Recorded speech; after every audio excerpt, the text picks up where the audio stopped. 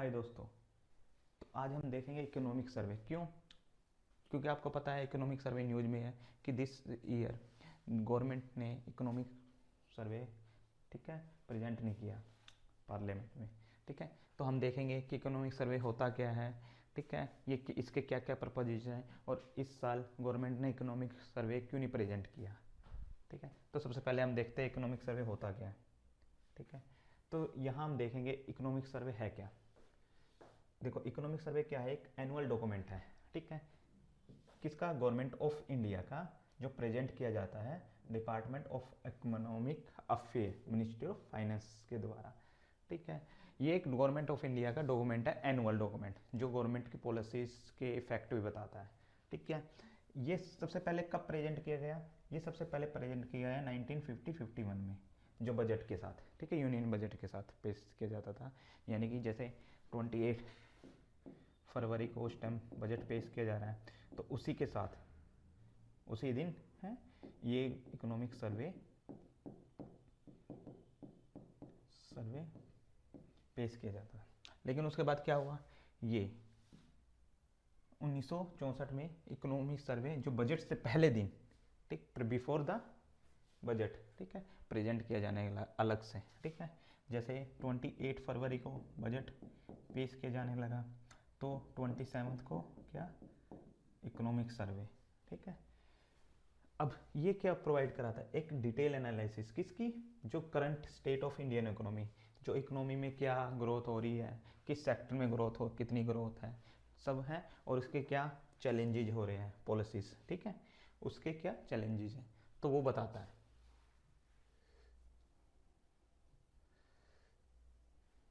अब नेक्स्ट इसमें हम देख क्या बताता है, ये कुछ माइक्रो इंडिकेटर्स हैं, ठीक है, उनके बारे में बताता है। जैसे ग्रोस डोमेस्टिक प्रोडक्ट, एक्चुअली क्या है, आपने सुना ही होगा कि जीडीपी, ग्रोस डोमेस्टिक प्रोडक्ट, कि इंडिया की जीडीपी इतनी है। ठीक है, जैसे इंडिया की जीडीपी कितनी है, 5th नंबर पे है। ठीक है, आज जैसे जीडीपी होता क्या है, जीडीपी होता है क्या है, जो भी पूरे देश में एक साल में फाइनेंशियल ईयर में प्रोड्यूस हुआ है, उसकी टोटल सम को, टोटल वैल्यूज को क्या बोल देते हैं हम, जीडीपी। ठीक है, ऐसे ही क्या होता है, जीएसडीपी, किसके लिए, स्टेट के लिए, gross domestic, state domestic product. ठीक है, दूसरा इसमें क्या है हमारे पास, कंज्यूमर प्राइस इंडेक्स।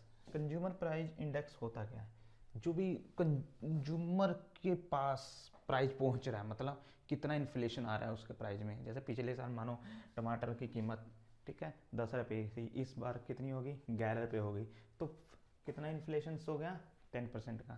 ठीक है, उसे बोल देते हैं हम कंज्यूमर प्राइस, यानी कंज्यूमर जो कंज्यूम कर रहा है उसको क्या इफेक्ट पड़ रहा है इन्फ्लेशन का।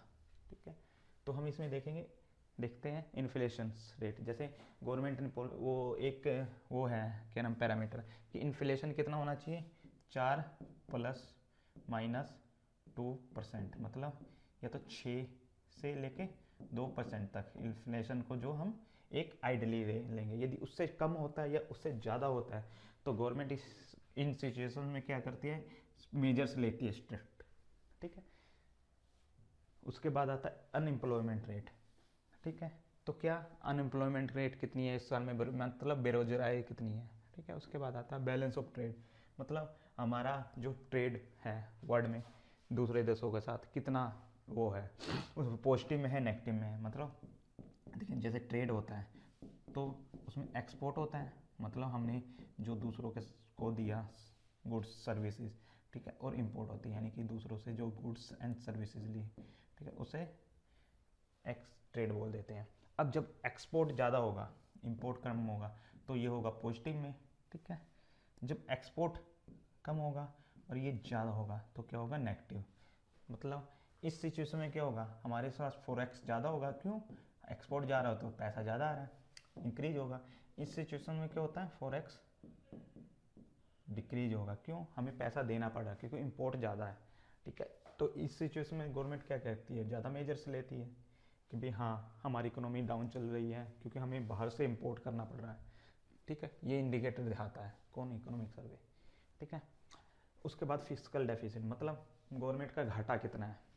ठीक है, कितना एक्सपेंडिचर हो रहा है, ठीक है, कितना रिवेन्यू आ रहा है, ठीक है, कितना ज़्यादा एक्सपेंडिचर है, ठीक है, रिवेन्यू से, ये सब दिखाता है।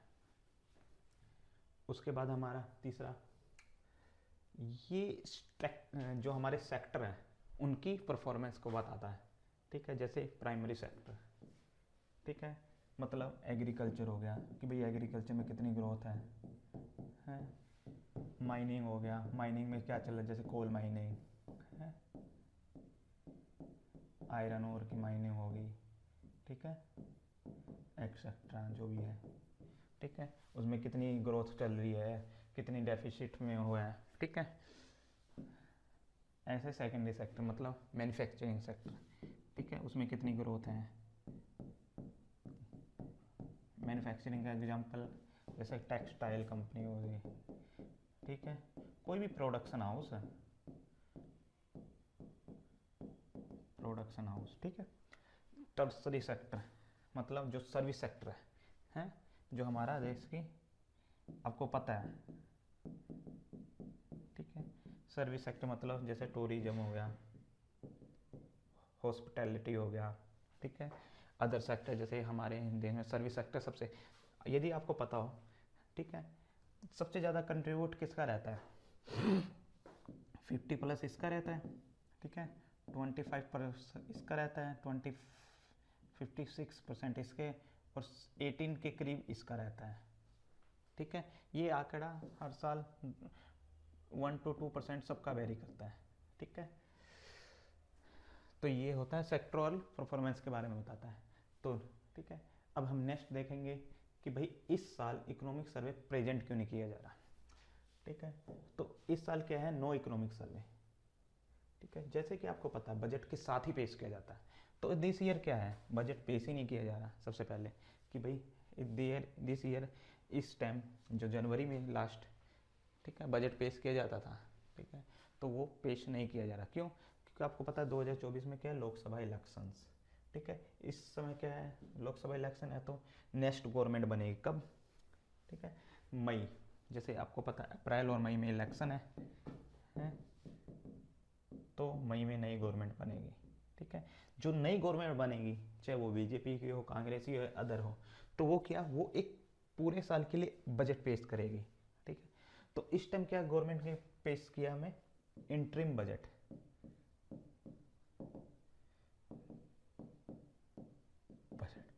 ठीक है, इंटरिम बजट, ठीक है। तो इंटरिम बजट पेश किया गया है, तो इसी कारण कि बजट नहीं पेश किया जा रहा, तो उसके साथ इकोनॉमिक सर्वे भी पेश नहीं किया जा रहा, ठीक है। इकोनॉमिक सर्वे की जगह इंटरिम बजट के साथ क्या पेश किया जा रहा है, एक report, the Indian economy a review, ठीक है। ये क्या है, एक एनालिसिस है, जैसे एनालिसिस होता है ना डिटेल, इकोनॉमिक सर्वे क्या है, डिटेल एनालिसिस, लेकिन ये एक जनरल एनालिसिस है इंडियन इकोनॉमी का, वो पेश किया जा रहा है इंटरिम बजट के साथ, ठीक है। अब हम देखेंगे इंटरिम बजट होता क्या है, ठीक है। एक्चुअली जब इलेक्शन ईयर होता है, ठीक है, तो गवर्नमेंट क्या करती है, एक इंटरिम बजट पेश करती है। क्यों? जब इलेक्शन ईयर हुआ, देखो अब आपको पता है, अब गवर्नमेंट का जो हर साल क्या होता है, ईयर में खर्चा क्या होता है, अप्रैल से मार्च तक होता है फाइनेंशियल ईयर, और दिस साल गवर्नमेंट का बजट जो पिछले साल पेश किया गया था, वो 31 मार्च को ख़त्म हो जाएगा, ठीक है। तो अब क्या है भाई, 31 मार्च को तो गवर्नमेंट का बजट पेश खत्म हो गया। अब बजट नेक्स्ट कब आएगा, जुलाई 2024 में। क्यों? जब गवर्नमेंट बनेगी मई में, ठीक है, उसके बाद एक महीना ये बजट तैयार करने में भी लेगी है, तो उसके बाद क्या होगा, जुलाई में पेश किया जाएगा। तो अब ये जो 3 महीने हैं, 3 से 4 महीने टू 4 मंथ, गवर्नमेंट को खर्चा तो चलाना है, पैसा कहाँ से लाएगी, किसके लिए, जैसे अपने जो इनके एडमिनिस्ट्रेटिव सर्विसेज की, ठीक है, सैलरी वगैरह है, जो भी है उनके खर्चे के लिए पैसे तो लाएगी। तो उस केस में क्या है, गवर्नमेंट तो एक वोट एंड अकाउंट, मतलब 3-4 महीनों के लिए हैं भाई, खर्चे के लिए पैसे चाहिए, वो ले लेती है, ठीक है। उसे बोल देते हैं क्या, इंटरिम बजट। दिस साल ये क्या, 3-4 महीनों के लिए खर्चा चलाने के लिए, इसमें कोई नई वो नहीं आती पॉलिसी, मतलब कि भाई हाँ कोई नई पॉलिसी इंट्रोड्यूस किए गए, नया टैक्स इंट्रोड्यूस किए गए, ऐसा कुछ नहीं, सिर्फ spend to spend certain amount of money till the new government take charge after the general election. ठीक है, तो इस साल कब बजट आएगा, फुल बजट कब आएगा फाइनेंशियल के लिए, जुलाई में। ठीक है, तो हमने देखा इंटरिम बजट क्या होता है और एक साल इकोनॉमिक सर्वे क्यों नहीं प्रेजेंट किया गया।